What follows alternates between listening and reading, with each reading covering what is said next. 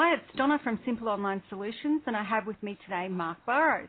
Now, Mark has created an amazing Facebook page called I Really Love Keeping Chickens, and I thought, what a great way to get somebody to come and talk to us and just share us a little bit more with us about his Facebook page and, of course, about keeping chickens. So, Mark, welcome here today. How are you?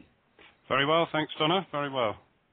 And you're all the way over there in the UK, and I'm all the way over here in Australia, so it's amazing that we can connect both online. And one day I might come and check out those chickens in your backyard, because I was watching a video about you the other day, and you were actually herding in ducks. So Yeah. have you got ducks and chickens, or have you got the whole gaggle, so to speak? Yeah, we've got the whole menagerie here. We've got chickens, ducks, geese. We did have a few sheep, a few pigs. It's just a little small holding. It's not a big farm or anything, and it's just our passion, really. That's why we do it. Lovely. So you don't sell eggs or sell chickens or ducks or things like that? Yeah, we sell eggs, and that's how our little business actually came about, because the people who came in to buy eggs, some people had seen the chickens which were in the front field, which borders the sort of main road, and periodically people would come in and say, "Oh, do you sell chickens?" And we used to say, "Oh no, sorry, we don't." And the only chickens we used to sell was some that my wife Sharon had bred herself, and some of the surplus ones, we used to sell some as chicks and then some when they grew up a bit. And then my wife lost a job. That she used to work in the local rest home, and it got taken over by a big multinational company, and they made life so unbearable that in the end she called it a day. But she really missed a little bit of income, so she said, I don't know what I'm going to do, because we live comparatively in the middle of nowhere. So the nearest sort of town is about 10 miles away. So I suggested to her, I said, well, we've had loads of people come in here and ask about buying chickens. So I said, why don't you start selling some? But because chicken keeping has taken off in such a big way in the UK, trying to get a reliable supply of these chickens, was a really, really hard task. But after about 50 or 60 phone calls nationwide, we eventually found a supplier, and it all took off from there. And she's been selling, well, I don't know, somewhere between sort of 70 and up to 150 chickens a month. And, now she's got a nice little business from it, and that's basically how it came round to Facebook in a roundabout way. Because first of all, we did a website, and from the website, my future son-in-law did it for me, because I'm not technically minded in any way whatsoever. So I did all the content, and he did the technical bit. And before we knew where we are, it was on the first page of Google and Yahoo and MSN and all that.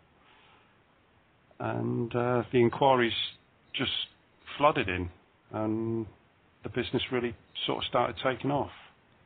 Isn't that fantastic? Yeah. So that's what we're all about here anyway. That's how the little chicken business came to sort of start. And so why did you then go ahead and use Facebook as a marketing tool for your website or for your business? How did that come about? Because, it's still sort of fairly new, Facebook, in terms of marketing. It is. And the primary reason initially was I didn't know too much about Facebook fan pages. And after coming across Joe Barnes's free fan page template site, I sort of occasionally logged into that. I still never really took that much interest in it. And the more I looked at it, the more I thought, blimey, I reckon one of these pages might help me with my chickens. because I'm halfway through writing a book, and I thought if I can build up, a bit of a loyal following on one of these fan pages about chickens, then I thought, that's got to be a good base to ultimately, let people know about my book, and hopefully, a few of them might buy it.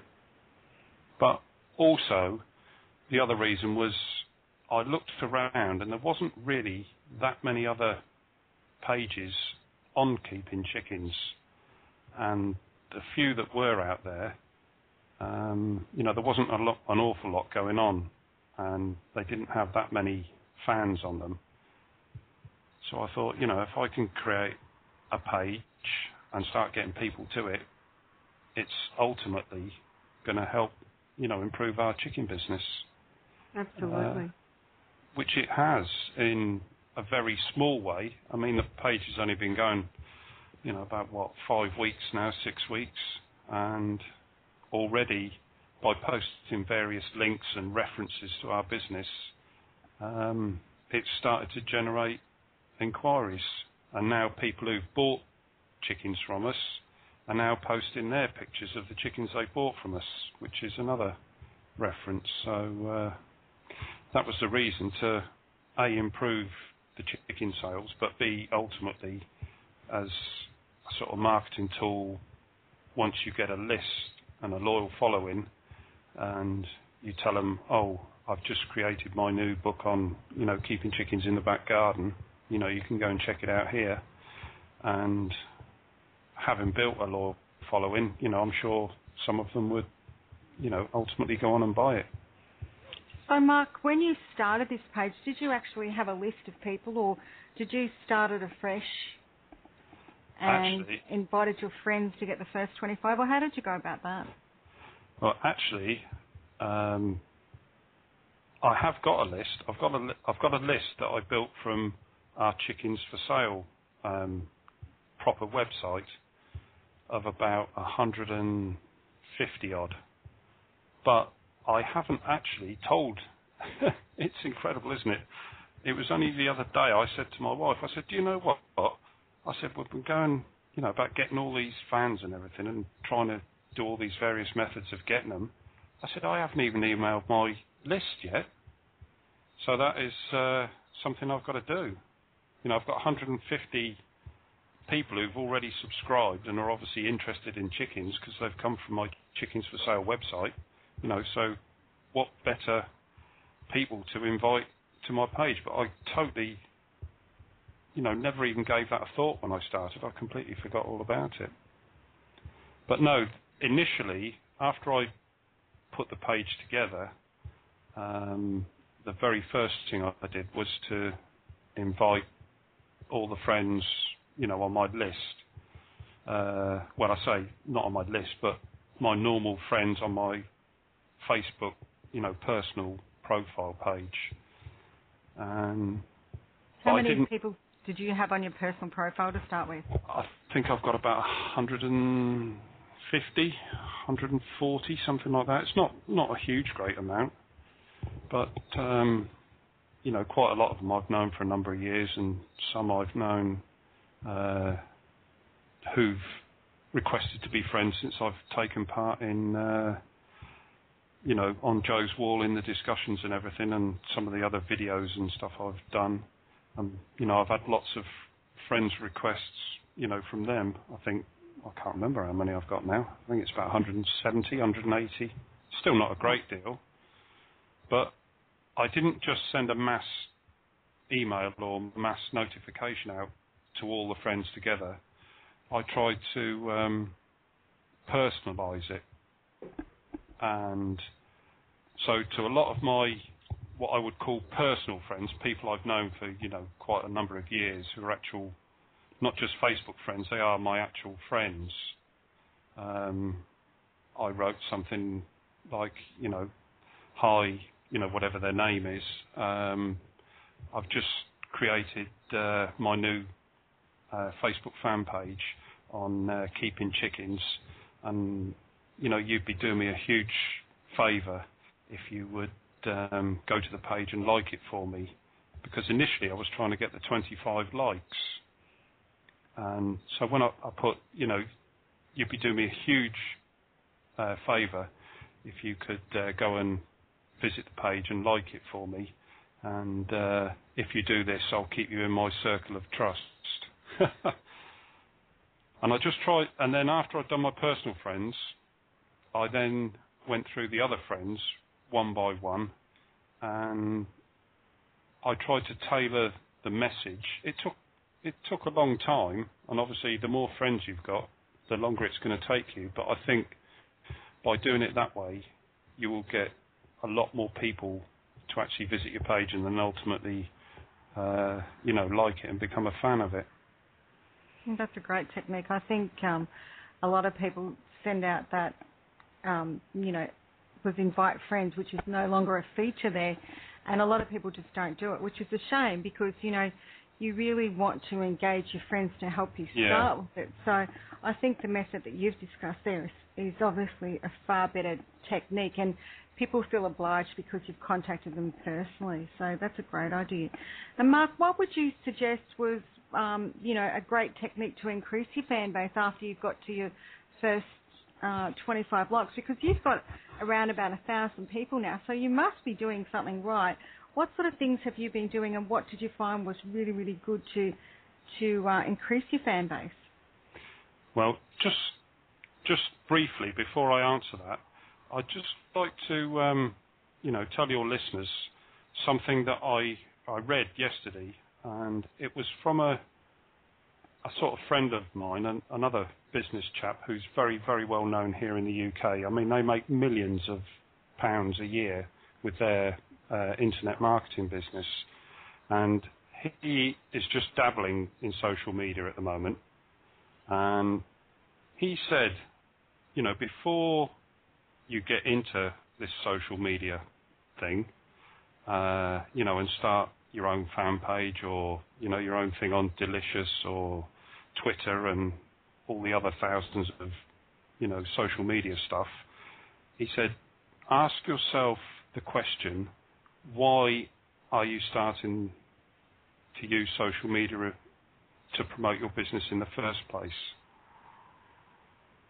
And I thought about it, and I thought, that's a good question.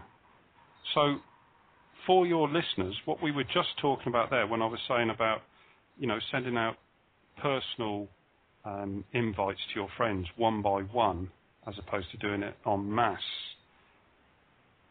people who are going to start their fan page to ultimately increase their business, whatever it may be, and are serious about it, are more likely to do that and to do other marketing techniques and put the time and effort in to somebody who may be just starting the fan page for the sake of starting the fan page. Do you understand what I mean?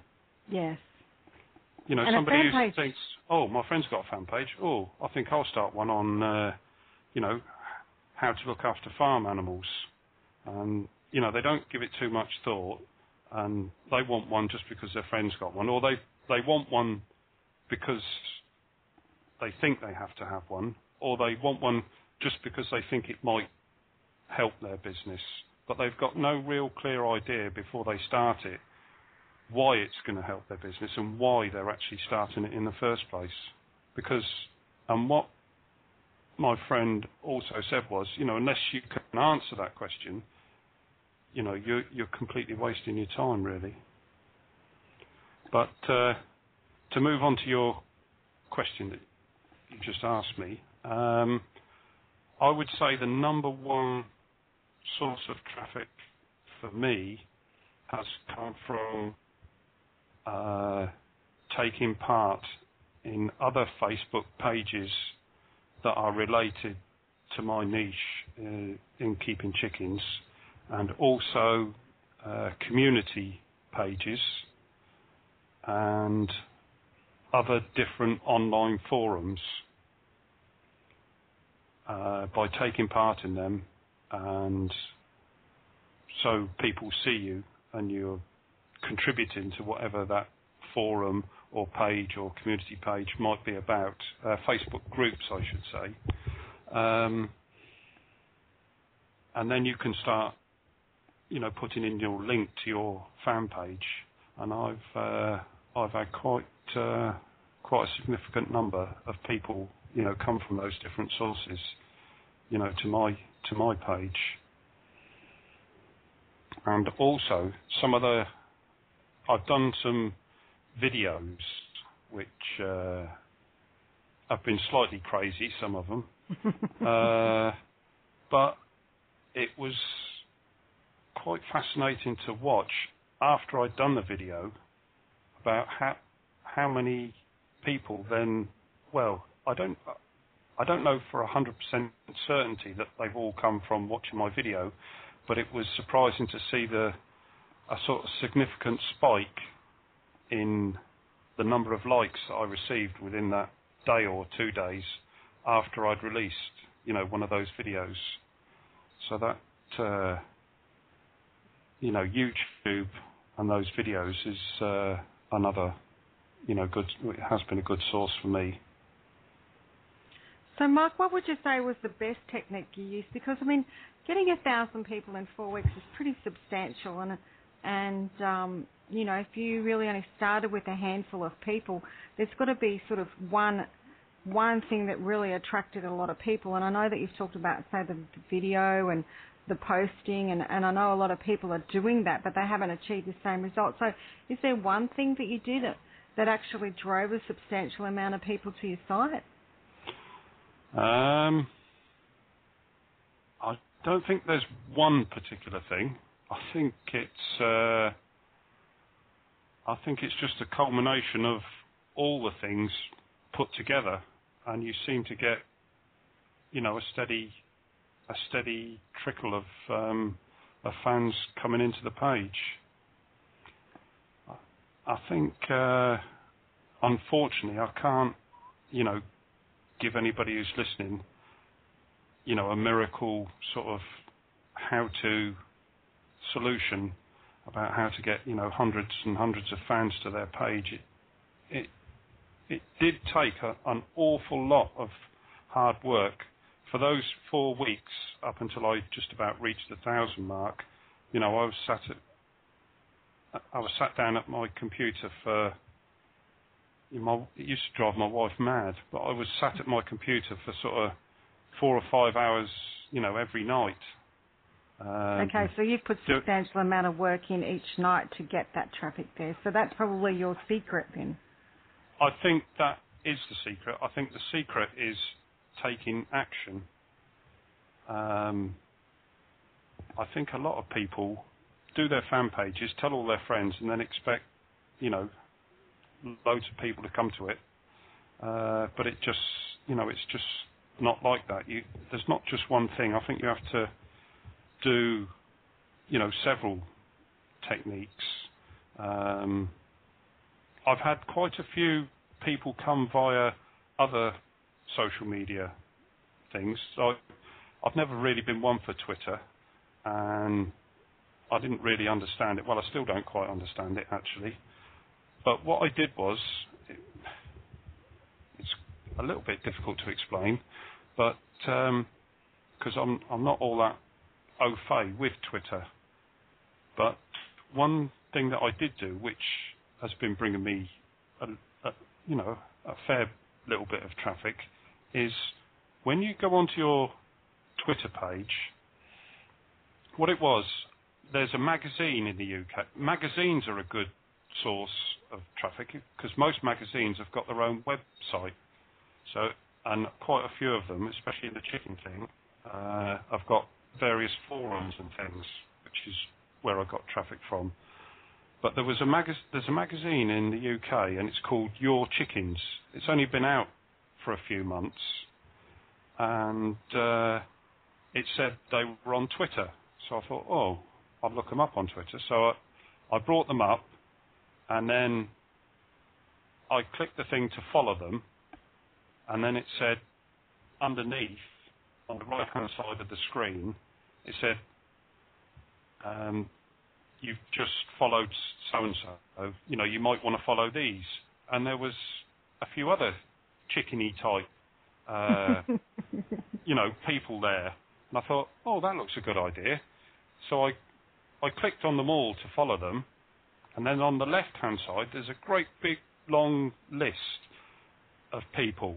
And once I brought the thing up to do with chickens, there was a whole host of people underneath. And I just scrolled through them, and all the ones that I could see had any sort of relationship with chickens, or things like pets and animal lovers and organic movement, farms. I just clicked on each one to follow. And because I've linked my Facebook page to the Twitter account, of course, every time I now post on Facebook, it automatically shows up as a tweet on my Twitter page. So, of course, all these people that I've chosen to follow, and most of them in turn followed me, and then subsequently from those followers, quite a few of them have come to my page and liked it. That's excellent. I'm sorry if that didn't sound quite right, and I apologise to all those Twitter lovers out there, but that's the best way I can describe it, really. Look, I'm not a big Twitter person myself either, but I do have my page hooked up to Twitter, and I agree with you because of the pure reason that every time I post on my site, or my page I should call it, that goes through to Twitter. And I also have Twitter hooked up so that to Social Oomph. And what happens is when they join my Twitter page, it then sends them a message out and invites them over to my Facebook page. So it says, thanks for following me. Come check me out over here. And, I've got quite a few people. My Twitter page is just growing, or Twitter is growing. And I'm not really doing anything with it either because, I find that it requires enough time focusing on Facebook. And I like Facebook.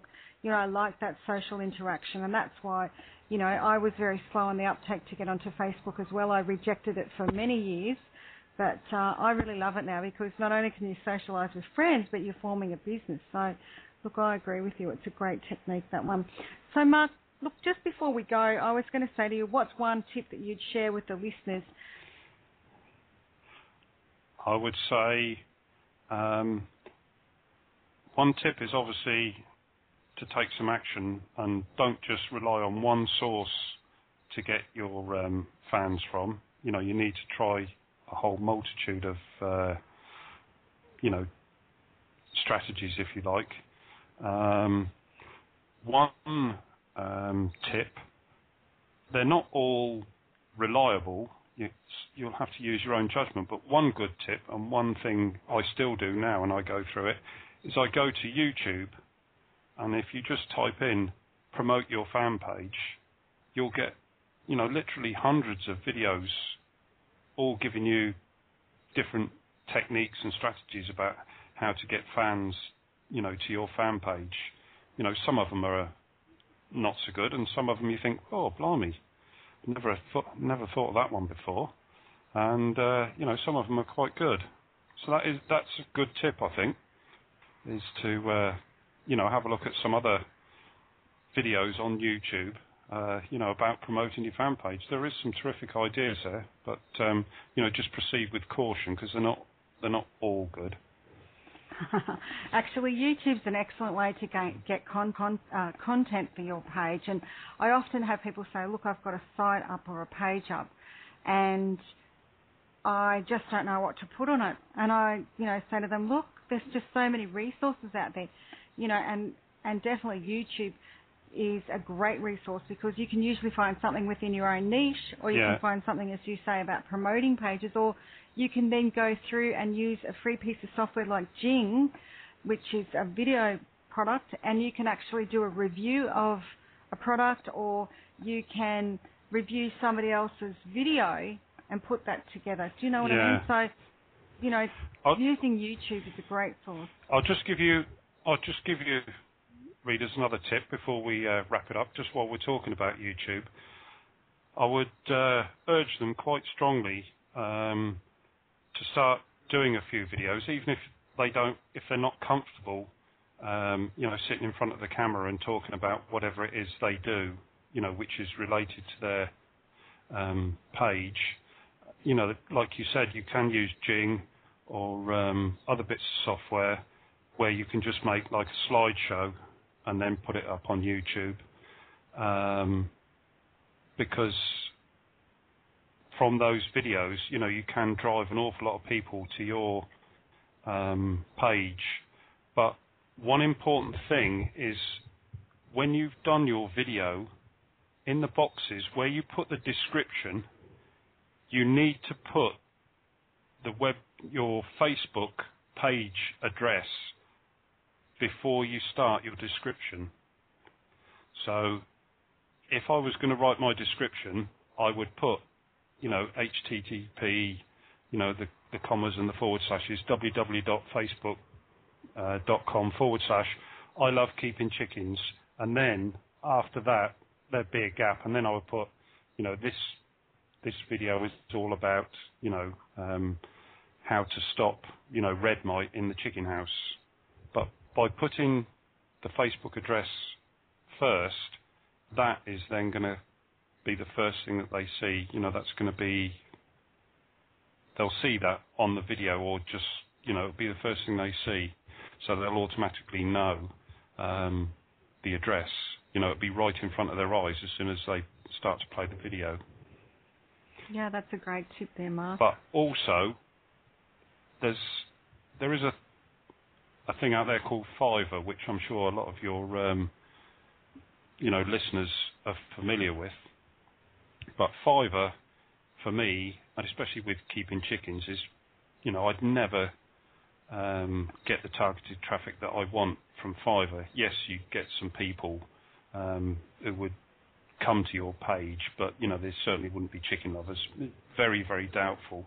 But one way I came up with, because I thought about Fiverr to start with, and then I thought, no. And then I thought about YouTube, and here's a little tip. Instead of using Fiverr directly, and you'll get one of the gigs on Fiverr which might say, I'll send, 10,000 people to your fan page, for only $5. And out of the 10,000, you'd probably get, you'd be lucky if you got 10 people who actually clicked on the like button. But one way I thought of, which is a different take on it, I saw another gig on there which said, I will drive 30,000 people, I will get 30,000 views to your YouTube video. Because obviously the more views that your YouTube video has, the higher up the ranking it's going to go. And by being higher up the ranking, that in turn will mean that more people are likely to see it. And obviously the more people that see it, the more chance you have of getting people back to your fan page. Does that make sense? Yes. So did you try that technique, Mark? I did try it, yeah. And how did you go in terms of views? Because I've always thought that Fiverr is a little bit dodgy in terms of the results that they produce. Well, he didn't just do it, all at once. It trickled in over about 6 weeks to keep in with their policy, and to make it look like more like organic traffic as opposed to somebody just sending them in there. Yeah, I seemed to get, there was a little bit of a rise in the amount of fans. It's difficult to say because you couldn't pinpoint the source of the likes. But, so did you do your video around the keeping chickens? Yes. And then that drove them back to your fan page? Yeah. Okay, that's a great tip. And the other one is just like you were talking about earlier on, is if you've got blogs or other websites, absolutely make sure that they're linked to your Facebook fan page. My main Chickens for Sale one, we put a little Facebook banner. Instead of putting a like button on the page, we just put a Facebook banner, and we just put, please find us on Facebook. And I checked the insights tonight, actually, and since we did it last week, I've had 34, I'm not sure if they've all liked the page, but we've had 34 visitors come via our main website, in a week. So, and bearing in mind how small the niche is, I thought that was pretty good. Actually, a friend was telling me yesterday that now if you set up a Blogger account, and of course Blogger is a subdomain, but if anybody doesn't have a website, you can go over to blogger.com, and they actually have Facebook linked up from Blogger straight back now. So you don't even have to worry about linking it all up. They've basically got it integrated. So that's a really nice technique to start using if you're wanting to create a website when you don't have one. Yeah, that's true. Yeah, I've got a blog. It was the first one I ever set up. It was about, it was just called Small Holding Tips, about all the life and everything. That's where that ducks video came from. Right, and, okay. So Blogger is another option for those who are not, technically minded. I mean, it literally takes 5 minutes to set one of them up. Look, I used to love Blogger. That was probably the first software that I got started with when I was doing websites, and I basically, worked on them to make them look more like a website rather than a blog site, and then I moved over to WordPress, but I've still got quite a lot of sites sitting up there, and I noticed that you still get traffic back because it's owned by Google, and therefore Google promotes it, over and above some of the other things that are out there. So, yeah. Well, Mark, that's been really interesting. We've got lots of great tips there, and I'm sure that our listeners today are going to enjoy this. People, if you want to, pop over to Mark's Facebook page. It's called I Really Love Keeping Chickens, and like his page. If you have chickens, take some photos and share them up there. And the one thing that I will tell everybody is don't forget when you go to a page and you like it, post a message on the wall. Say, hi, this is your newest liker, or, if it's relating to a particular niche, post some information about it and start to engage, because the more that you engage on the site, it's the better experience that you'll get and a better experience that the page owner will have as well, and that will encourage them to post some more. So, Mark, just before we go, is there anything else you want to share? If not, I'm going to say a big thank you for coming along today. No, I think I could probably talk all night on it, Donna, if you let me, but I think, it's been great and really nice to talk to you, and hopefully your listeners will get at least, one or two little things out of it, that they can put into practice, for their own business. But that's about it, I think. Okay, I've got one thing I'll share with you. I know that you've done one webinar and you're a learner driver at webinars, and so am I. So what if we make a commitment that in 6 weeks' time we meet up again and we do a webinar that we can share with people? So you can share your techniques, I can share some techniques, and then hopefully we'll be even more experienced and be able to deliver a fantastic webinar. Would you be agreeable to that, Mark? Yeah, absolutely, no problem at all. Awesome, that'd be great. Hopefully my new page will be up and running before then, and we might be able to share some results from that one. Excellent. Well, thank you very much, Mark. I really do appreciate you putting aside the time to speak to us today, and I look forward to talking to you in 6 weeks' time. To everybody that's listening to this call today, thank you for logging on, and I will be bringing you some more people in the next few weeks who are going to share tips and tricks about their fan pages. Thank you. Right. Thanks, Donna.